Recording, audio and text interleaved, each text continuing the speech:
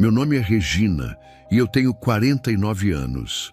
Hoje eu vivo em Goiânia, numa casinha simples no Jardim Novo Mundo. Mas a história que eu vou contar aconteceu há mais de 12 anos, quando eu ainda morava em Aparecida de Goiânia, com o homem que eu achava ser a bênção da minha vida. Eu cresci em Itumbiara, numa casa onde meu pai bebia todo dia e minha mãe apanhava calada. Meu sonho desde menina era ter uma família diferente. Um lar de paz, um marido que temesse a Deus, filhos criados com amor. Quando eu conheci Marcos, eu achei que Deus tinha ouvido minhas orações. Eu tinha 24 anos quando vi ele pela primeira vez no coral da Assembleia de Deus Ministério Restauração. Era um domingo à noite de 2000 e o coral estava cantando Além do Rio Azul. Marcos tinha 26 anos, voz grave de barítono, e quando ele puxou o solo, as mulheres da igreja suspiraram. Eu não fui diferente. No meio do hino, os olhos dele encontraram os meus, e ele sorriu. Naquele momento, eu soube que ia casar com aquele homem. A gente começou a namorar 3 meses depois, tudo certinho, com a bênção do pastor e da família. Marcos era atencioso, educado, me tratava como se eu fosse a coisa mais preciosa do mundo. Ele orava comigo toda vez que a gente se encontrava, falava de planos para o futuro, de filhos, de uma casa própria. A família dele era simples também. A mãe viúva, Dona Celina, parecia gostar de mim. Todo mundo na igreja dizia que a gente era o casal perfeito. A gente casou em maio de 2001, numa cerimônia linda na própria igreja. Eu lembro do vestido branco que minha mãe costurou, das flores no altar, da voz de Marcos dizendo os votos. Naquele dia, eu chorei de felicidade. Achei que tinha deixado para trás toda a dor da minha infância. Achei que dali para frente seria só bênção. Os primeiros anos foram bons de verdade. Marcos trabalhava como motorista de caminhão para uma transportadora. Ganhava pouco, mas a gente se virava. Ele orava comigo toda noite antes de dormir. Levava café na cama aos domingos, me abraçava quando eu estava triste. Lucas nasceu em 2002 e Isabela veio em 2005. Nossa família estava completa. Eu olhava para os meus filhos dormindo e agradecia a Deus por ter me dado o que eu mais queria. Em 2007, Marcos decidiu abrir a própria transportadora. Ele conseguiu financiar um caminhão velho, daqueles que mais dava problema do que lucro, e começou a fazer fretes pequenos na região. Eu apoiei, orei junto, jejuei pedindo prosperidade. E Deus respondeu. Pelo menos foi o que eu pensei na época. O negócio cresceu de um jeito que ninguém esperava. Em 2 anos, Marcos saiu de um caminhão caindo aos pedaços para uma frota de 7 veículos novos. Contratos começaram a aparecer do nada. Concorrentes desistiam de licitações sem explicação. Empresas grandes ligavam oferecendo parceria. Todo mundo em Aparecida de Goiânia comentava o sucesso do irmão Marcos. Na igreja, então, ele virou exemplo. Começou a dizimar valores altos, doava cestas básicas todo mês, ajudou na reforma do templo.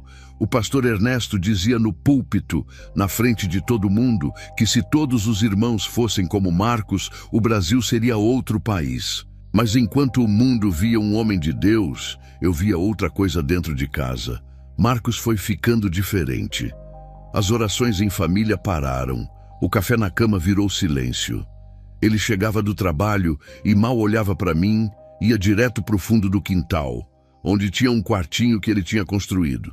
Dizia que era o escritório de oração dele. Nem eu, nem as crianças podíamos entrar. Ele trancava com um cadeado e ficava lá por horas.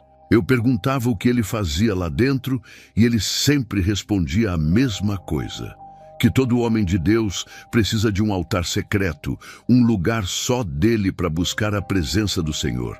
Eu acreditava. Afinal, Marcos era o homem mais santo que eu conhecia. Líder de louvor, diácono, exemplo para a igreja inteira. Se ele precisava de um lugar reservado para orar, quem era eu para questionar? Mas tinha alguma coisa errada, e no fundo eu sentia isso. Não era só o quartinho trancado. Era o jeito que ele me olhava às vezes, como se eu fosse uma estranha. Era o frio que eu sentia quando ele passava por mim. Era o silêncio que tomou conta do nosso casamento, sem eu entender por quê. Eu não sabia ainda, mas aquele quartinho guardava segredos que iam destruir tudo que eu achava que conhecia sobre o meu marido. Eu comecei a prestar atenção nos detalhes que antes eu deixava passar. Marcos entrava no quartinho toda noite, sempre por volta das 11 horas, e só saía 1, 2 da manhã. Eu ficava na cama esperando, fingindo que dormia, ouvindo os passos dele no corredor. Às vezes eu escutava murmúrios vindos de lá, palavras que eu não conseguia entender. Outras vezes parecia choro, outras vezes parecia riso. Quando ele voltava para o quarto, estava suado, com os olhos vermelhos, como se tivesse feito um esforço muito grande, e ele parou de me tocar.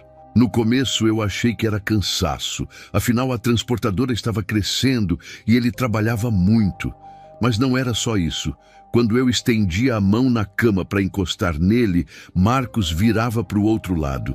Se eu tentava abraçar, ele se esquivava, principalmente depois de sair do quartinho. Aí ele não queria nem que eu chegasse perto. Dizia que estava exausto, que precisava dormir, que amanhã a gente conversava. Amanhã nunca chegava. Teve outra coisa que me incomodou: o cheiro. Às vezes, sem explicação nenhuma, Marcos tinha um odor estranho. Não era suor, não era o perfume que ele usava, não era nada que eu conhecesse. Era um cheiro adocicado e podre ao mesmo tempo, difícil de descrever. Aparecia de repente e sumia em minutos. Eu cheguei a perguntar se ele tinha pisado em alguma coisa, se tinha algum bicho morto no quintal.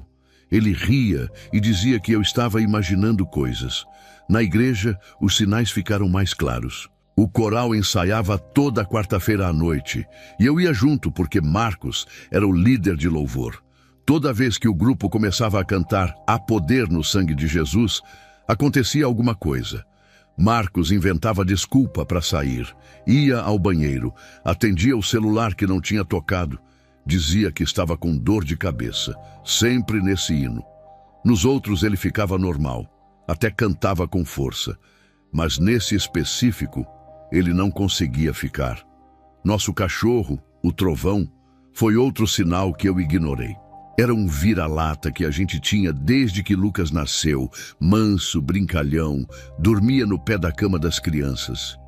Mas de uns tempos para cá, Trovão começou a agir diferente perto de Marcos. Quando meu marido chegava do trabalho, o cachorro não ia receber como antes. Ficava no canto, com o rabo entre as pernas, choramingando. E quando Marcos ia para o quartinho, Trovão latia desesperado. Não era latido de alegria, era latido de medo. Um dia Marcos chegou em casa e disse que tinha dado o cachorro. Assim, do nada. Falou que Trovão estava incomodando os vizinhos com tanto latido, que já tinham reclamado 2 vezes, que era melhor assim.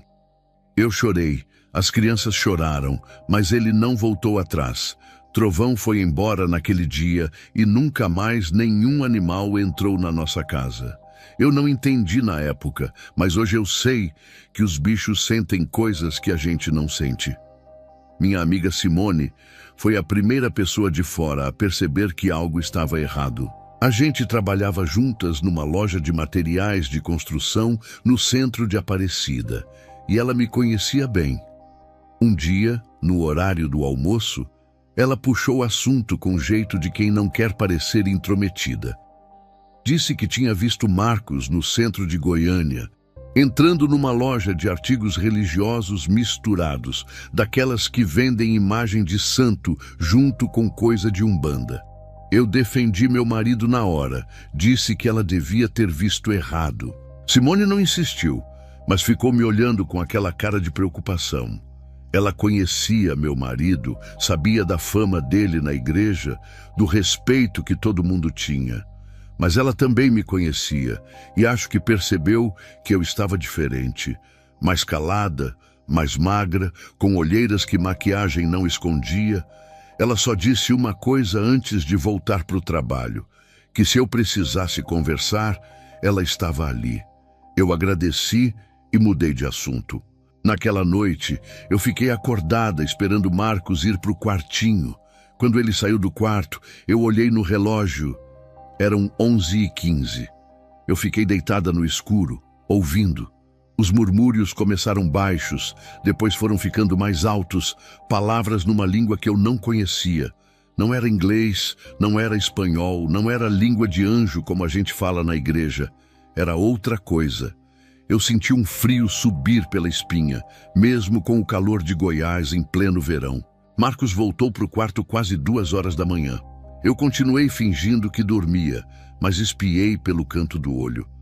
Ele estava pálido, suado, tremendo um pouco. Sentou na beirada da cama e ficou ali parado por uns 5 minutos, olhando para o nada. Depois, deitou do meu lado sem falar uma palavra. Eu queria perguntar o que estava acontecendo, queria sacudir ele e exigir respostas. Mas eu tinha medo. Medo do quê? Eu ainda não sabia explicar. Só sabia que o homem deitado do meu lado já não era mais o Marcos com quem eu tinha casado. Foi em março de 2011 que tudo mudou. Marcos viajou para Anápolis para fazer uma entrega grande, dessas que pagam bem, e disse que só voltava no dia seguinte. Eu fiquei em casa com as crianças aproveitando a tarde de sábado. Lucas estava assistindo televisão na sala e Isabela brincava no quintal com uma bola de plástico. Eu estava na cozinha lavando a louça do almoço quando ouvi o barulho. A bola tinha batido na porta do quartinho de Marcos. Eu fui até o quintal para buscar a bola e vi que a porta estava aberta. Entreaberta, na verdade, como se alguém tivesse fechado com pressa e a tranca não tivesse pegado direito. Marcos tinha esquecido de trancar o cadeado. Meu coração disparou. Eram 10 anos de casamento e eu nunca tinha entrado naquele cômodo. Parte de mim queria fechar a porta e fingir que não tinha visto nada. Mas outra parte, aquela que já desconfiava há meses, precisava saber a verdade. Eu empurrei a porta devagar e entrei. O quartinho era pequeno, uns 3 metros por 3, com uma janela tampada por um pano escuro. O cheiro foi a primeira coisa que me atingiu. Aquele mesmo cheiro adocicado e podre que às vezes eu sentia em Marcos. Mas ali dentro era forte, concentrado, quase insuportável.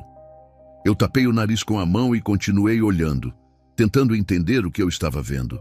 Tinha uma mesa no centro do cômodo, coberta com um pano preto. Em cima da mesa, 3 velas vermelhas derretidas formando um triângulo. Um prato de barro com restos de alguma coisa apodrecida que eu não conseguia identificar. Uma garrafa de cachaça pela metade. Papéis espalhados com nomes escritos à mão, cercados por símbolos estranhos que eu nunca tinha visto. E no meio daqueles papéis, eu vi meu nome. O nome dos meus filhos, com círculos e cruzes em volta. No canto da mesa tinha uma fotografia minha. Era uma foto do nosso casamento, dessas que a gente enquadra e coloca na estante. Mas os meus olhos estavam riscados de vermelho, com uma caneta ou giz, eu não sei. Parecia que alguém tinha tentado me cegar na foto. As pernas fraquejaram e eu tive que me apoiar na parede para não cair. O que era aquilo? O que meu marido estava fazendo ali dentro toda a noite? Eu vi um caderno preto em cima de uma cadeira no canto. Peguei com as mãos tremendo e comecei a folhear. A letra era de Marcos, eu conhecia bem. Tinha anotações que eu não entendia, palavras em outras línguas, datas, horários. Mas uma frase estava escrita em português, bem clara, numa página quase no fim do caderno. Eu li e reli umas 5 vezes porque não conseguia acreditar. Dizia assim: entrego minha descendência em troca de prosperidade. Eu vomitei ali mesmo, no canto do quartinho. Meu corpo inteiro tremia, minhas pernas não obedeciam. Meus filhos, ele tinha escrito sobre os meus filhos. Isabela tinha só 4 anos, Lucas tinha 7. O que Marcos tinha feito? O que ele tinha prometido? Eu não conseguia pensar direito, só sabia que precisava sair dali. Mas antes de sair, eu fiz uma coisa. Peguei meu celular e tirei foto de tudo, da mesa, das velas, dos papéis, da foto com meus olhos riscados, do caderno. Não sei por que fiz isso, Só senti que precisava de prova. Peguei as crianças e fui para a casa de Simone sem explicar nada. Disse que tinha brigado com Marcos por telefone e precisava de um tempo. Ela não perguntou muito, só me deu café e deixou as crianças brincarem com os filhos dela. Eu passei a noite inteira acordada, olhando as fotos no celular, tentando entender o que eu tinha descoberto. O homem que dormia do meu lado há 10 anos, o líder de louvor da igreja, o exemplo de cristão, estava fazendo coisa que eu nem sabia nomear. No dia seguinte, eu voltei para casa para buscar roupas. Marcos já tinha chegado de Anápolis. Ele estava calmo, sorridente, como se nada tivesse acontecido. Fui direto para o quintal e olhei para o quartinho. A porta estava trancada de novo, mas eu precisava ver. Disse que queria conhecer o lugar de oração dele, que queria orar junto. Marcos me olhou estranho, mas abriu a porta, e quando eu entrei, quase desmaiei de novo. O quartinho estava completamente diferente. As paredes estavam pintadas de branco, cheirando a tinta fresca. A mesa preta tinha sumido. No lugar tinha uma mesinha simples com uma Bíblia aberta em cima. Nenhuma vela, nenhum prato de barro, nenhuma foto riscada. Estava limpo, claro, parecendo um lugar de oração de verdade. Marcos estava lendo a Bíblia em voz alta quando eu entrei. Justamente um versículo que dizia para não aceitar acusação contra um presbítero. Ele me olhou com aquele sorriso calmo e disse que eu devia ter sonhado, que estava muito cansada, que precisava descansar. Mas as fotos estavam no meu celular. Eu não tinha imaginado nada. As semanas que vieram depois foram uma tortura que eu não desejo para ninguém. Eu tinha as fotos no celular. Eu sabia o que tinha visto. Mas Marcos me fazia duvidar de mim mesma. Quando eu tentava tocar no assunto, ele mudava de estratégia dependendo do dia. Às vezes era gentil, outras vezes era frio, outras vezes chorava. Eu nunca sabia qual Marcos ia aparecer. Isso me deixava cada vez mais confusa, cada vez mais perdida dentro do meu próprio casamento. No começo ele usou a negação gentil. Sentava do meu lado no sofá, pegava na minha mão, falava com voz mansa. Dizia que eu estava trabalhando demais, cuidando de 2 crianças pequenas, que era normal a mente pregar peças quando a gente está exausta. Prometeu que ia marcar uma consulta para mim, disse que talvez eu precisasse de um remedinho para dormir melhor. Eu mostrei as fotos do celular e ele disse que eu devia ter achado aquelas imagens na internet e confundido, que minha cabeça estava misturando as coisas. Depois veio a manipulação espiritual. Marcos começou a dizer que Satanás estava atacando nosso casamento, que o inimigo queria nos separar porque a gente era um casal abençoado. Falava que o diabo coloca visões na cabeça das pessoas para destruir famílias, que eu precisava jejuar e orar para me livrar daqueles pensamentos. Chegou a me levar na frente da igreja para receber oração, disse para o pastor que eu estava tendo pesadelos e visões estranhas. Eu fiquei ali, de cabeça baixa, enquanto todo mundo orava por mim como se eu fosse o problema. A terceira fase foi a chantagem emocional. E essa doeu mais que as outras. Marcos começou a usar os filhos contra mim. Perguntava se eu queria destruir nossa família, se eu queria que Lucas e Isabela crescessem sem pai, se eu queria ser conhecida na igreja como a mulher que abandonou o marido por causa de pesadelo. Ele dizia que se eu continuasse com aquela história, ia acabar perdendo tudo. Que ninguém ia acreditar em mim, que iam me chamar de louca, que eu ia ficar sozinha e sem os filhos. Teve uma noite que ele mudou de tática de novo. Eu estava na cozinha lavando a louça, quando Marcos apareceu atrás de mim, chorando. Chorava de verdade, com lágrimas escorrendo pelo rosto, soluçando como criança. Ajoelhou na minha frente, segurou minhas mãos, pediu perdão por ter sido distante. Disse que sabia que tinha errado, que ia mudar, que ia ser o marido que eu merecia. A gente orou juntos ali na cozinha e por um momento eu quase acreditei. Quase achei que tudo ia ficar bem. Mas no dia seguinte ele acordou como se nada tivesse acontecido. Não mencionou a conversa, não mencionou o choro, não mencionou as promessas. Quando eu tentei falar sobre o que a gente tinha conversado, ele me olhou confuso e disse que não sabia do que eu estava falando. Perguntou se eu tinha sonhado de novo. Naquele momento eu entendi que estava presa num ciclo que não tinha saída. Ele me puxava para perto e depois me empurrava, me dava esperança e depois tirava.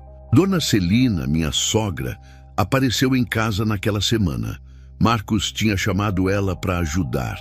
Ela sentou comigo na cozinha, serviu café e começou a falar com aquele jeito doce que escondia veneno. Me contou a história da tia Marlene, irmã do pai de Marcos. Disse que Marlene também começou vendo coisas, ouvindo coisas, desconfiando do marido. Acabou internada no sanatório de Anápolis. Ficou lá 8 anos até morrer. Dona Celina me olhou bem nos olhos e perguntou se eu queria o mesmo destino. Eu entendi o recado. Se eu continuasse insistindo no que tinha visto, iam me chamar de louca, iam me internar, iam tirar meus filhos. Dona Celina não precisou falar com todas as letras. A ameaça estava clara. Ela sabia de alguma coisa. Eu tinha certeza. O jeito que ela protegia o filho, o jeito que ela me olhava com desprezo disfarçado de preocupação. Ela sabia e estava do lado dele. Umas 3 semanas depois do quartinho, aconteceu a noite que eu nunca vou esquecer. Eu acordei de madrugada e Marcos não estava na cama. Ouvi murmúrios vindos da sala e fui ver. Ele estava sentado no sofá, de costas para mim, falando numa língua que não era português. Não era língua de anjo, não era glossolalia como a gente conhece na igreja. Era algo gutural, estranho, que fazia meu corpo inteiro se arrepiar. Eu chamei o nome dele uma vez, 2 vezes. Ele não respondeu. Na 3ª vez que eu chamei, Marcos virou a cabeça, mas só a cabeça. O corpo continuou virado para o outro lado, numa posição que não parecia natural. E ele sorriu. Um sorriso largo demais, que esticava o rosto de um jeito errado. Com uma voz que não era a dele, mais grave e mais rouca, ele disse: "Não adianta fugir. Vocês já são nossos." Depois piscou, olhou confuso e perguntou o que estava fazendo na sala. Ele não lembrava de nada, mas eu lembrava. E eu soube naquela noite que não estava lidando só com meu marido. Depois daquela noite na sala, eu tomei uma decisão. Se Marcos não ia me contar a verdade, eu ia descobrir sozinha. Comecei a prestar atenção em tudo, a fuçar nos lugares que eu nunca tinha mexido, a observar os horários dele, as ligações, as saídas. Eu tinha medo, muito medo, mas precisava saber com o que eu estava lidando. Precisava saber quem era de verdade o homem com quem eu tinha casado e com quem eu tinha tido 2 filhos. A primeira descoberta veio no carro. Marcos tinha ido para a transportadora e esquecido a chave do veículo reserva em casa. Eu aproveitei e fui vasculhar. No porta-luvas, embaixo de documentos velhos e notas fiscais, achei um cartão. Estava surrado de tanto ser manuseado, com as bordas gastas e manchas que pareciam ser de cera de vela. O cartão dizia assim: Mãe Dalva de Oiá, consultas e trabalhos, Campinas, Goiânia. Tinha um número de telefone embaixo. Meu marido, líder de louvor da Assembleia de Deus, estava frequentando uma mãe de santo.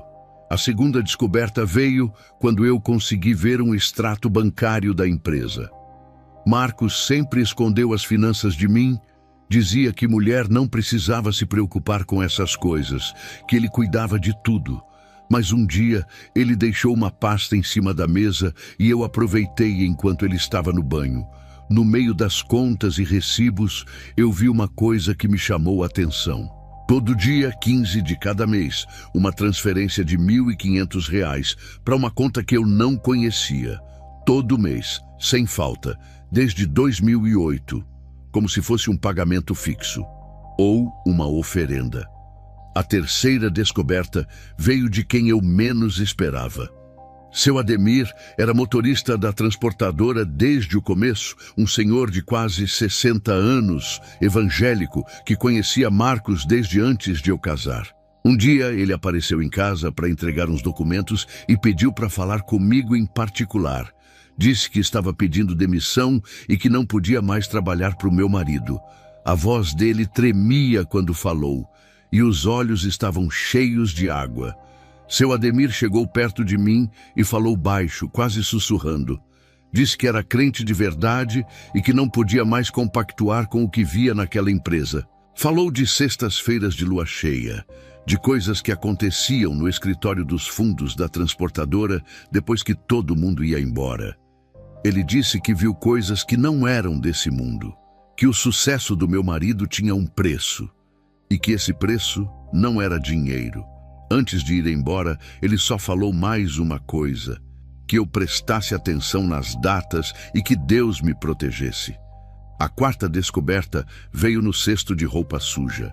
Eu estava separando as roupas para lavar quando achei uma camisa de Marcos no fundo do cesto, escondida embaixo de outras peças. A camisa tinha manchas escuras na altura do peito, manchas que não eram de graxa nem de óleo de motor. Era sangue. Quando eu perguntei, Marcos disse que tinha atropelado uma galinha na estrada e que o bicho tinha esguichado sangue nele. Mas a mancha estava na altura do peito, não nas pernas. E galinha não esguicha sangue assim. A quinta descoberta foi a pior de todas. Eu estava procurando documentos das crianças para a matrícula da escola quando achei um fundo falso na gaveta do escritório de Marcos, dentro de casa mesmo. Embaixo de uma tábua solta tinha um envelope pardo, velho, manchado. Dentro do envelope tinha um papel amarelado, escrito à mão, com a letra do meu marido. Eu reconhecia aquela letra em qualquer lugar. Era um contrato. O papel dizia assim, e eu nunca vou esquecer essas palavras. Eu, Marcos Antônio de Souza, entrego minha alma e a alma dos meus descendentes em troca de riqueza e poder sobre os homens. Que minha esposa seja cega e muda para meus trabalhos. Assinado com sangue em 15 de agosto de 2007. No canto do papel tinha uma mancha marrom escura que só podia ser uma coisa. E tinha uma digital marcada, como se ele tivesse pressionado o dedo depois de cortar. 15 de agosto de 2007. Eu fiz as contas de cabeça e meu corpo gelou. Foi exatamente nessa época que a transportadora começou a crescer. O primeiro contrato grande apareceu em setembro daquele ano. O segundo veio em outubro. Em menos de 6 meses, Marcos tinha saído de um caminhão velho para 3 novos. O sucesso que todo mundo admirava, a bênção que o pastor mencionava nos cultos, tinha vindo de um pacto assinado com Sangue Jean. Eu sentei no chão do escritório com o papel na mão e chorei até não ter mais lágrimas. Meus filhos estavam naquele contrato. Minha descendência era o que ele tinha escrito. Lucas e Isabela tinham sido oferecidos antes mesmo de eu saber que estava grávida da minha filha. Marcos tinha vendido a alma dele e a alma dos nossos filhos em troca de caminhões e contratos. E eu tinha dormido do lado dele todos esses anos sem saber que estava deitada com um homem que pertencia a outra coisa. Eu tirei foto do contrato também e coloquei tudo de volta no lugar. Minhas mãos tremiam tanto que eu quase não conseguia fechar a gaveta direito. Eu precisava de um plano, precisava pensar no que fazer, mas minha cabeça não funcionava. Só uma coisa eu sabia com certeza. Eu tinha que tirar meus filhos daquela casa. Mas o que eu ainda não sabia era que a coisa ia piorar muito antes de melhorar. A partir do momento que eu descobri o contrato, a casa mudou. Não sei explicar direito, mas era como se o ar tivesse ficado mais pesado, como se as paredes estivessem me observando. Eu tentava agir normal perto de Marcos, fingir que não sabia de nada, mas acho que alguma coisa percebeu que eu tinha descoberto. E essa coisa começou a se manifestar de formas que me tiravam o sono e a sanidade aos poucos. Lucas foi o primeiro a sofrer. Meu filho de 7 anos, que sempre dormiu a noite inteira sem problema, começou a acordar gritando toda a madrugada. Era sempre o mesmo pesadelo. Ele me contava chorando. Um homem de chapéu preto aparecia no canto do quarto e ficava parado olhando para ele sem falar nada. Só olhando. Lucas dizia que o homem não tinha olhos de verdade, só tinha 2 buracos pretos no lugar. Eu levei no pediatra, fiz exames e o médico disse que era fase, que ia passar, mas não passou. Isabela foi pior. Minha filha de 4 anos simplesmente parou de falar, de um dia para o outro, sem explicação nenhuma. Ela acordou numa segunda-feira e não disse uma palavra. Não era birra, não era manha, eu conhecia minha filha. Ela abria a boca e nada saía, como se a voz tivesse sumido. Os olhos dela ficaram opacos, distantes, como se ela estivesse vendo alguma coisa que a gente não via. Levei em 3 médicos diferentes e nenhum encontrou nada de errado. Eu também comecei a ter pesadelos. Toda noite era a mesma coisa. Eu estava num lugar escuro, sem paredes, sem chão, só escuridão. E Marcos aparecia na minha frente, mas o rosto dele era diferente.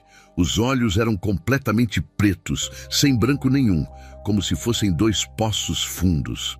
Ele sorria aquele sorriso largo e dizia sempre a mesma frase: "Você é propriedade, não existe saída."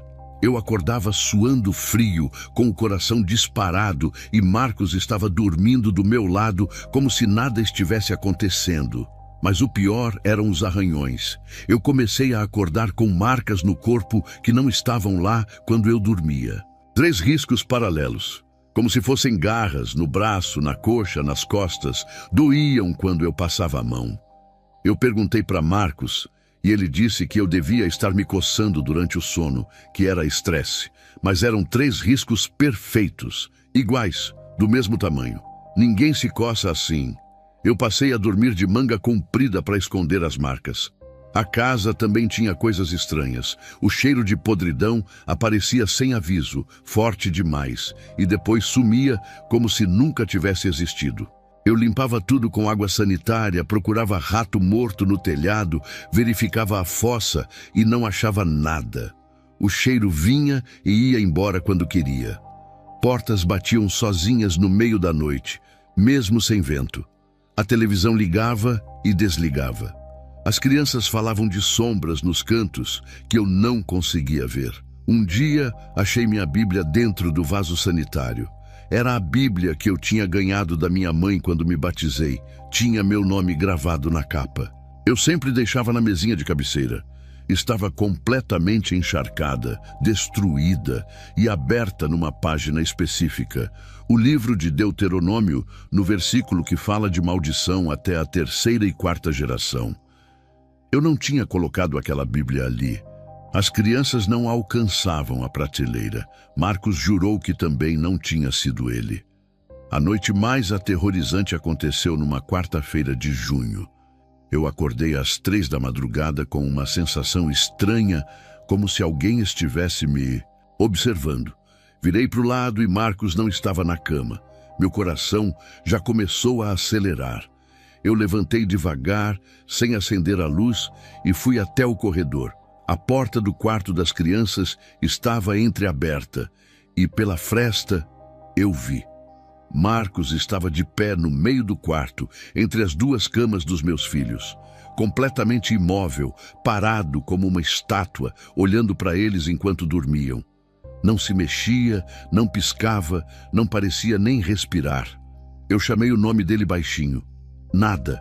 Chamei de novo, mais alto, nada. Na 3ª vez que eu chamei, quase gritando, ele virou a cabeça. Mas só a cabeça. O corpo continuou parado, virado para frente, numa posição impossível. Ele sorriu. Aquele sorriso largo demais que eu já conhecia. Ficou me olhando por uns 10 segundos, que pareceram 10 horas. Depois piscou, balançou a cabeça como se estivesse acordando de um transe e perguntou confuso o que estava fazendo ali. Disse que devia ter levantado para ir ao banheiro e se perdido. Foi dormir como se nada tivesse acontecido, mas eu fiquei acordada até o sol nascer, sentada no chão do corredor, vigiando a porta do quarto dos meus filhos. Eu soube naquela noite que não estava mais morando só com meu marido. Tinha outra coisa naquela casa. E essa coisa estava de olho nos meus filhos. Eu queria ir embora. Todo dia eu acordava pensando nisso. Todo dia eu dormia planejando uma fuga que nunca acontecia. Mas eu estava presa de tantas formas diferentes que parecia impossível escapar. Não tinha grades na janela, não tinha corrente no pé, mas era como se eu vivesse numa cadeia invisível. Uma cadeia feita de medo, de vergonha, de dependência, de ameaças que ninguém mais podia ver. A primeira prisão era o dinheiro. Marcos tinha me feito sair do emprego 2 anos antes, dizendo que mulher dele não precisava trabalhar, que ele sustentava a casa com folga. Na época eu achei que era cuidado, que ele queria me dar uma vida melhor. Mas agora eu entendia que era controle. Eu não tinha conta bancária no meu nome, não tinha reserva, não tinha nada. Ele me dava R$ 200 por semana para fazer compra no mercado e eu tinha que prestar conta de cada centavo gasto. Durante 6 meses eu juntei dinheiro escondido. Moedas que sobravam do troco, uma nota de 5 aqui, uma de 10 ali. Guardava tudo dentro de um pote de maisena no fundo do armário da cozinha, um lugar que Marcos nunca mexia. Consegui juntar R$ 340. Era pouco, mas dava para comprar 3 passagens de ônibus até Itumbiara, onde minha mãe morava. Eu ia fugir com as crianças na primeira oportunidade. Marcos encontrou o dinheiro. Não sei como, não sei se alguém contou, não sei se ele revirou a casa inteira. Só sei que numa noite ele chegou do trabalho com o pote de maisena na mão e jogou em cima da mesa da cozinha. Tirou as notas de dentro, uma por uma, enquanto me olhava em silêncio. Depois pegou uma caixa de fósforo, acendeu um e queimou o dinheiro na minha frente. R$ 340 virando cinza, enquanto ele falava calmo, sem levantar a voz. Ele disse que rebelião é como o pecado de feitiçaria que está escrito na Bíblia. Disse que eu estava me rebelando contra a autoridade do meu lar, que isso era coisa de Jezabel, de mulher dominada por espírito de insubmissão. Disse que se eu tentasse fugir de novo, as consequências iam ser piores. Não explicou que consequências. Não precisava. O jeito que ele olhou para os quartos das crianças disse tudo o que eu precisava saber. A segunda prisão era a igreja. Eu tentei pedir ajuda uma vez, só uma. Procurei a irmã Dora, esposa de um dos presbíteros, uma mulher que eu achava que era minha amiga. Não contei tudo, só disse que meu casamento estava difícil, que Marcos era controlador demais, que eu não estava feliz. Ela ouviu em silêncio, tomando café, e quando eu terminei de falar, a resposta dela me destruiu. A irmã Dora disse que tinha mulher que perdia marido para o câncer, para acidente de trânsito, para violência. Disse que essas mulheres dariam tudo para ter o marido de volta, mesmo com defeitos. E eu queria reclamar porque o meu era reservado demais. Ela perguntou se eu sabia quantas mulheres na igreja queriam estar no meu lugar, casadas com um homem trabalhador, provedor, que não bebia, não batia, não tinha outra. Mandou eu agradecer a Deus e parar de procurar defeito. Eu nunca mais falei com ninguém daquela igreja. A terceira prisão era minha própria família. Numa noite de desespero, eu liguei para minha mãe em Itumbiara. Chorei no telefone, contei fragmentos da história, pedi ajuda. Minha mãe ouviu tudo e depois falou com aquela voz calma que eu conhecia desde criança. Disse que eu tinha feito um voto diante de Deus, que casamento é até que a morte separe, que largar marido é pecado. Disse para eu orar mais, jejuar mais, ser mais submissa. Que Deus ia mudar o coração de Marcos se eu fizesse minha parte como esposa. A quarta prisão era o medo do sobrenatural. Marcos sabia que eu tinha descoberto alguma coisa, mesmo sem eu ter contado. E ele usava isso contra mim. Dizia coisas como se fosse aviso, olhando nos meus olhos sem piscar. Falava que se eu tentasse sair, a maldição ia comigo, que ia grudar nos meus filhos para o resto da vida, que eu podia fugir para o fim do mundo, mas eles iam me encontrar. Nunca dizia quem eram eles. O mistério era parte da ameaça. Teve uma noite que eu pensei em desistir de tudo. Eu estava sozinha na cozinha, as crianças dormindo, Marcos no quartinho dos fundos, fazendo sabe-se lá o quê. Eu olhei para a faca de cortar carne em cima da pia e fiquei olhando por um tempo longo demais. Pensei que se eu não existisse mais, talvez as crianças ficassem livres.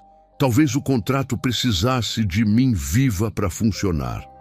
Pensamentos escuros que eu nunca tinha tido antes tomaram conta da minha cabeça. Foi Lucas que me trouxe de volta. Ele apareceu na porta da cozinha com os olhos de sono, segurando o cobertorzinho que ele tinha desde bebê. Disse que estava com sede. Eu guardei a faca, dei água para o meu filho e levei ele de volta para a cama. Enquanto eu cobria ele, Lucas segurou minha mão e disse que me amava, que não queria que eu fosse embora nunca. Naquela noite eu prometi para mim mesma que ia encontrar outro jeito. Eu não podia morrer. Meus filhos precisavam de mim viva para tirá-los daquele inferno. Era setembro de 2012 quando tudo mudou. Uma sexta-feira de lua cheia, dessas que iluminam o céu de Goiás como se fosse dia. Marcos saiu de casa às 10 da noite dizendo que tinha problema na transportadora, que um dos caminhões tinha quebrado em Anápolis e ele precisava resolver. Disse que voltava tarde para eu não esperar acordada, mas eu não ia dormir. Eu ia descobrir a verdade de uma vez por todas. Esperei 20 minutos depois que ele saiu. Coloquei Lucas e Isabela para dormir na casa da vizinha, Dona Aparecida, uma senhora viúva, que já tinha me ajudado outras vezes. Disse que precisava resolver uma emergência e voltava em 2 horas. Ela não fez perguntas, só pegou as crianças e desejou boa sorte. Acho que Dona Aparecida sabia que tinha coisa errada no meu casamento. Todo mundo sabia, só ninguém falava. Peguei o carro e dirigi até o DAIAG, o distrito agroindustrial onde ficava a transportadora de Marcos. Era quase meia-noite quando cheguei. O galpão principal estava fechado com o portão de metal trancado, mas tinha luz nos fundos. Uma luz fraca, amarelada, que vinha do escritório que seu Ademir tinha mencionado. Eu estacionei longe, apaguei os faróis e fui andando no escuro até chegar perto o suficiente. Tinha uma fresta entre as chapas de zinco que cobriam a lateral do galpão. Eu me agachei e olhei. O que eu vi naquela noite ficou gravado na minha memória para sempre. Marcos estava ajoelhado no chão de cimento, sem camisa, com velas pretas formando um círculo ao redor dele. Tinha mais 3 pessoas ali, de costas, vestindo túnicas escuras que cobriam o corpo todo. No centro do círculo, apoiada numa espécie de altar improvisado, tinha uma fotografia grande. Eu reconheci a foto na hora. Era o pastor Ernesto, nosso pastor, o homem que tratava Marcos como filho. Eles estavam fazendo algum tipo de ritual com a foto dele. Marcos repetia palavras que eu não entendia, numa língua estranha, e as outras pessoas respondiam em coro. Depois ele começou a falar em português e eu conseguia ouvir. Ele dizia que ele caia, que ele perca tudo, que ele adoeça, que a igreja seja minha. Uma das figuras de túnica virou o rosto na direção da fresta onde eu estava. Por um segundo, eu vi os olhos. Eles brilharam no reflexo das velas, mas não era um brilho normal. Era um brilho amarelado, como o olho de bicho no escuro. Eu tive certeza absoluta de que aquilo não era humano. O medo tomou conta do meu corpo e eu corri. Corri sem olhar para trás, corri tropeçando no escuro, corri até chegar no carro com as pernas tremendo tanto que mal conseguia enfiar a chave na ignição. No caminho de volta para casa, coisas estranhas começaram a acontecer. O carro morreu 3 vezes sem explicação. Eu girava a chave, o motor ligava, eu andava uns 100 metros e ele morria de novo. Na 3ª vez eu comecei a orar em voz alta. O sangue de Jesus me cobre, o sangue de Jesus cobre meus filhos, o sangue de Jesus tem poder. O carro não morreu mais depois disso, mas outras coisas aconteceram. O rádio do carro estava desligado, eu tinha certeza, mas começou a emitir um chiado baixo, depois silêncio. Depois uma voz sussurrando meu nome, bem devagar, como se estivesse saboreando cada letra. Eu olhei no retrovisor e vi alguma coisa no banco de trás. Um vulto escuro, sem forma definida, que parecia me observar. Pisquei e sumiu, mas eu sei o que vi. E o celular desligou sozinho e não ligou mais até eu chegar em casa. Busquei as crianças na Dona Aparecida e fui direto para o quarto delas. Tranquei a porta, coloquei uma cadeira embaixo da maçaneta e deitei no chão entre as duas camas. Não ia dormir, mas ia vigiar meus filhos a noite inteira. Marcos chegou umas 4 da manhã. Eu ouvi o barulho do carro. Ele tentou abrir a porta do quarto e não conseguiu. Chamou meu nome uma vez, 2 vezes e depois foi embora. Eu fiquei ali, em silêncio, até o sol nascer.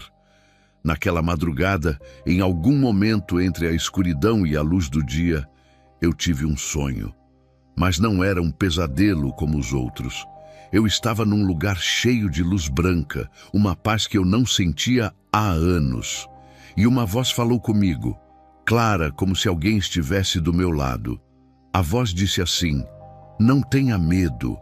Eu sou maior que tudo isso.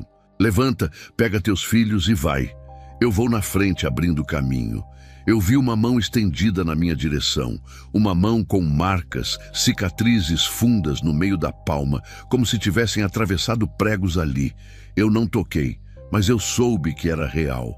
Acordei às 5 da manhã com o coração calmo, pela primeira vez em meses. O medo ainda estava ali, mas tinha outra coisa junto. Uma certeza, uma força. Eu sabia exatamente o que precisava fazer.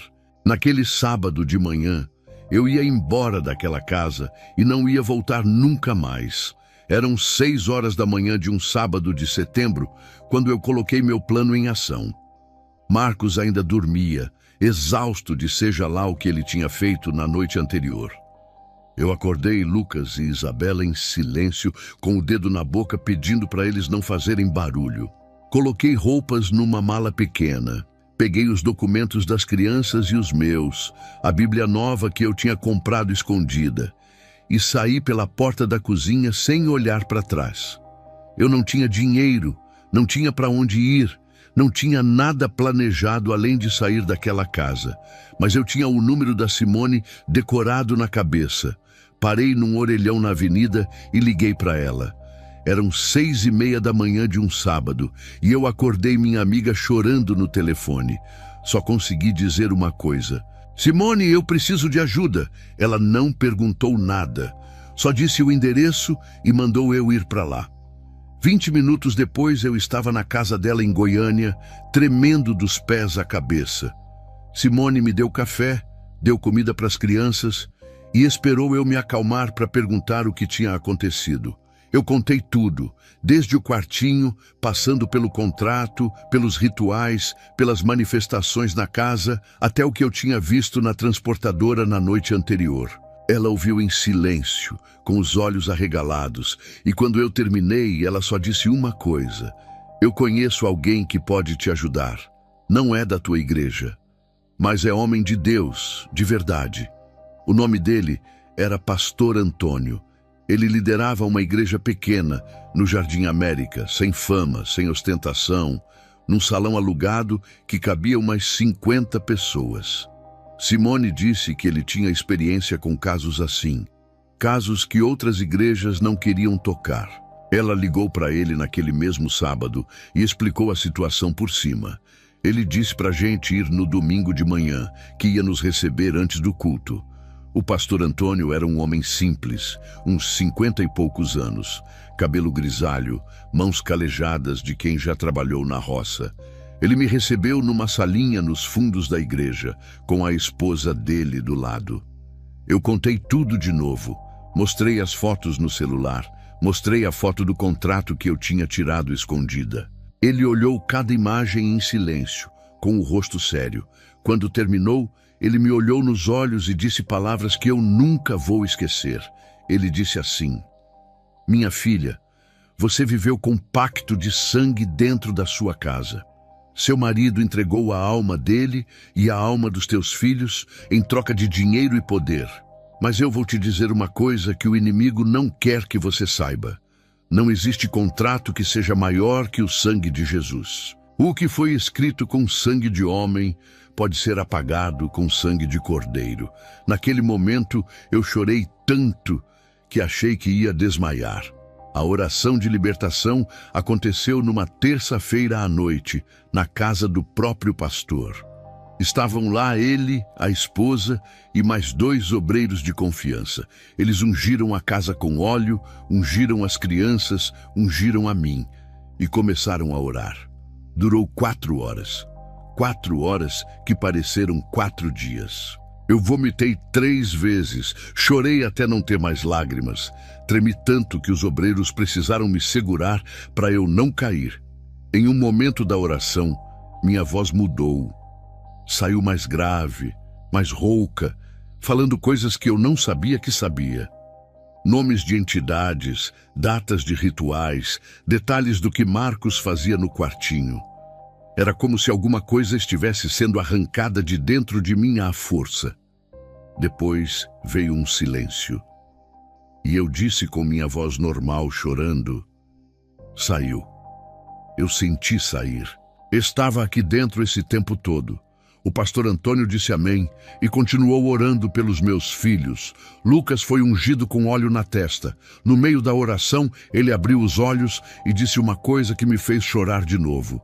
Ele disse: mãe, o homem de chapéu foi embora. Ele estava na porta, mas não conseguiu entrar. Eu abracei meu filho tão forte que ele reclamou que estava apertando. E Isabela, minha filha, que estava semanas sem falar uma palavra, abriu a boca. A primeira coisa que ela disse foi: mamãe. Todo mundo na sala chorou junto. Eu fiquei 2 meses na casa de Simone, sendo acompanhada pelo pastor Antônio e pela igreja dele. Marcos foi atrás de mim, foi até a casa, buzinou, gritou na rua, mas uma coisa estranha acontecia. Ele não conseguia entrar. Chegava no portão e parava, como se tivesse uma parede invisível. Ficava olhando, xingando, ameaçando, mas não passava dali. Mandou Dona Celina, mandou gente da igreja antiga, mandou advogado ameaçando o processo por abandono de lar. Eu não voltei. Dessa vez não. Meses depois, o pastor Ernesto adoeceu gravemente do coração, quase morreu na cirurgia. Quando ele se recuperou, eu pedi uma audiência e contei toda a verdade. Mostrei as fotos do ritual que estavam fazendo contra ele. O pastor chorou, caiu de joelhos, pediu perdão por não ter enxergado antes. Marcos foi afastado da igreja em silêncio e o divórcio saiu em março de 2013. Quando eu assinei o papel, sussurrei para mim mesma: isso não é só minha assinatura, é minha libertação. 12 anos se passaram desde aquele setembro de 2012. Hoje eu tenho 49 anos e moro em Goiânia, numa casinha simples no Jardim Novo Mundo. 2 quartos, um quintal pequeno, um pé de manga que eu plantei em 2014 e que já dá fruta todo ano. Não é uma mansão, não é nada de luxo, mas é meu. É limpo, é um lugar onde eu durmo em paz. Eu trabalho como secretária numa clínica médica no centro da cidade. Ganho pouco, mas é dinheiro meu, do meu trabalho, que entra na minha conta todo mês. Ninguém me controla, ninguém me pergunta onde eu gastei cada centavo, ninguém queima minhas economias na minha frente. Eu aprendi a valorizar coisas que antes eu achava que eram bobagem. Liberdade de ir e vir, de falar o que penso, de decidir o que fazer com minha própria vida. Lucas tem 22 anos agora. Está terminando a faculdade de Direito na PUC Goiás, quer ser defensor público para ajudar gente pobre que não tem acesso à justiça. Namora uma menina da igreja, uma moça educada que a família toda gosta. Em dezembro de 2023, eu fui na formatura de conclusão de curso dele. Sentei na plateia com Isabela do lado, e quando chamaram o nome do meu filho, eu chorei tanto que a maquiagem borrou inteira. Enquanto Lucas subia no palco para pegar o diploma, eu pensei em Marcos.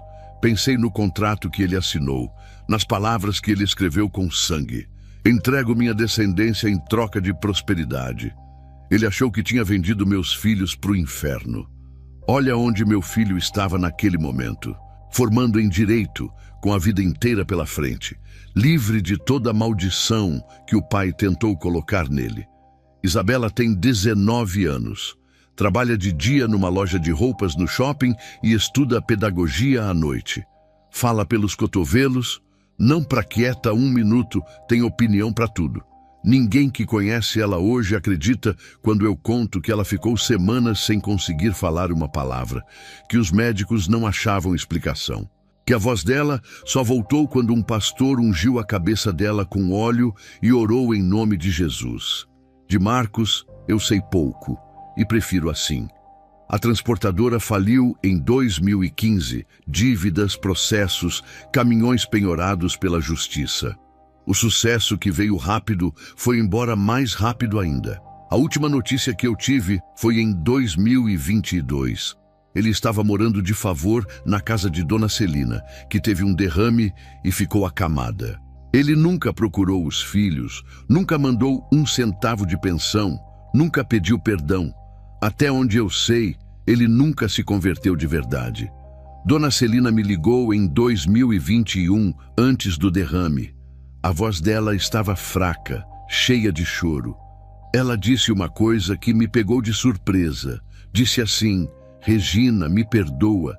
Eu sabia, eu sempre soube de tudo. O pai de Marcos fazia a mesma coisa, desde antes do meu filho nascer. Eu tive medo de falar, medo de perder minha família. Me perdoa pelo que eu fiz com você. Eu perdoei, não por ela, por mim. Eu não queria carregar aquele peso para o resto da vida. Dona Celina morreu em 2023. Dizem que nos últimos dias ela aceitou Jesus, que pediu para um pastor ir no hospital orar com ela. Eu espero que seja verdade. Eu espero que ela tenha encontrado a paz que ela nunca teve em vida. Não guardo mais raiva dela. Guardo pena. Ela também foi vítima daquela maldição de família que passou de geração em geração até alguém ter coragem de quebrar. Hoje, eu coordeno um grupo na igreja do pastor Antônio. A gente chama de Mulheres de Libertação. É um grupo pequeno, umas 15 mulheres, que se reúne toda quarta-feira à noite. Algumas estão vivendo situações parecidas com a que eu vivi. Casamentos que parecem perfeitos por fora, mas escondem pactos, abusos, manipulação espiritual. Eu não conto minha história para todo mundo, mas quando eu conto, sempre tem alguém que chora. E às vezes, uma delas encontra coragem para sair. Eu quero terminar dizendo uma coisa para quem está ouvindo isso. Eu vivi com o diabo dentro da minha casa por anos. Dormia do lado de um homem que vendeu a alma dos meus filhos em troca de caminhões e contratos. Mas Deus rasgou aquele contrato. Meus filhos estavam dedicados ao inferno num papel escrito por um homem. Hoje estão dedicados ao céu pela graça de Jesus.